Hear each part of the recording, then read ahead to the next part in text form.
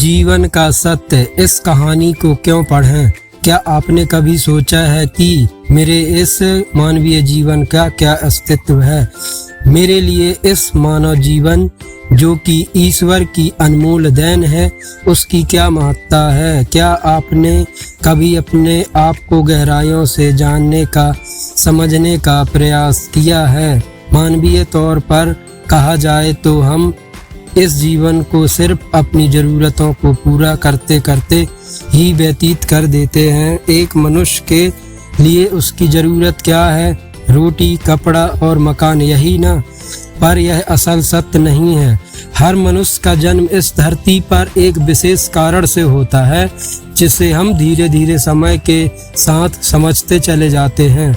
कई लोग अपने इस मानवीय जीवन के सत्य को समझ ही नहीं पाते, क्योंकि वे हमेशा नकारात्मक सोच ही रखते हैं। यही अंतर है नकारात्मक और सकारात्मक सोच में। जहां नकारात्मक सोच हमारे लिए समस्याएं पैदा करती है, वहीं सकारात्मक सोच हमारे लिए एक नए अवसर लाती है। आइए हम जीवन के इस सत्य को एक कहानी द्वारा समझने की कोशिश करते हैं। धनवान सेठ की कहानी। एक गांव में एक बहुत बड़ा धनवान व्यक्ति रहता था। लोग उसे सेठ धनीराम कहते थे। उस सेठ के पास प्रचुर मात्रा में धन संपत्ति थी, जिसके कारण उसके सगे संबंधी, रिश्तेदार, भाई बहन हमेशा उसे घेरे रहते थे। वे उन्हीं के राग अलापते रहते थे। सेठ भी उन सभी लोगों की काफी मदद करता था। तभी अचानक कुछ समय बाद सेठ को भयंकर रोग लग गया।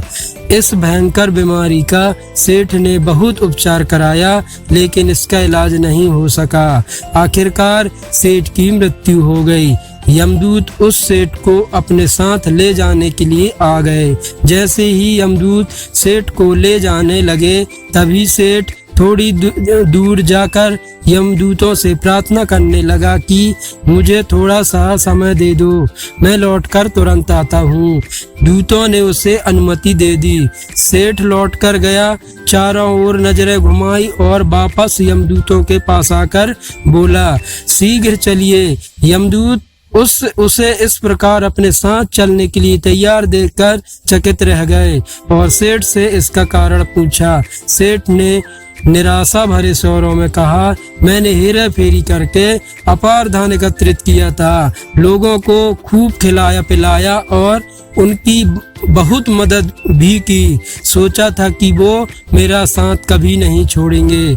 जब मैं हमेशा के लिए इस दुनिया को छोड़कर जा रहा हूँ, तो वे सब बदल गए हैं। मेरे लिए दुखी होने के बजाय ये सभी लोग मेरी संपत्ति को बांटने की योजना बनाने लगे हैं। किसी को मेरे लिए जरा सा भी अफसोस नहीं है। सेठ की बात सुनकर यमदूत बोले, इस संसार में प्राणी अकेला ही आता है और अकेला ही जाता है। इंसान जो भी अच्छा या बुरा कर्म करता है, उसे इसका परिणाम स्वयं ही भुगतना पड़ता है। हर प्राणी इस सत्य को समझता तो है, पर देर से। जीवन की सीख, हम इस बात को अपने जीवन में भी देख रहे हैं। लोग जीवन के सत्य को भूल कर मानव द्वारा बनाए गए जाल जैसे लालच, रुपया, पैसा, बुराई आदि तले दब गए हैं। इस जाल को आप 12वीं की इंग्लिश की कहानी द रैट रेस से भी समझ सकते हैं। आप जो भी भोजन ग्रहण करते हैं, वह पेट में कुछ ही घंटे रहता है। जो वस्त्र पहनते हैं, वह कुछ महीने रहता है।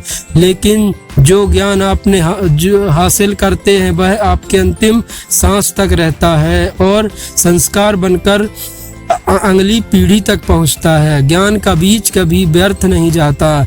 जो है जितना है सफल करते चलो, सफल करने से ही सफलता मिलती है।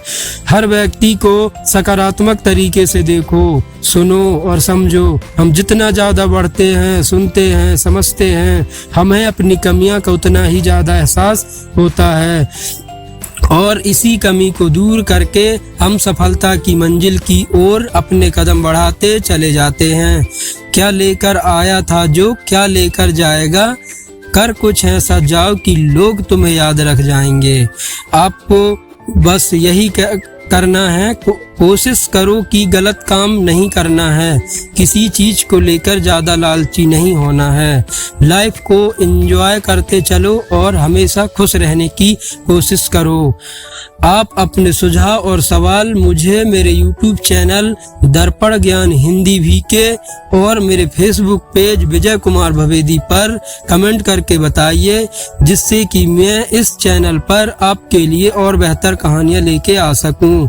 नई नई प्रेरक बातें आपसे साझा करने की प्रेरणा मुझे आपसे ही मिलती है, इसलिए कहानी थोड़ी सी भी अच्छी लगे तो वीडियो को लाइक करें और शेयर करें, चैनल को सब्सक्राइब भी करें। इस वीडियो को पूरा देखने के लिए दिल से शुक्रिया, धन्यवाद।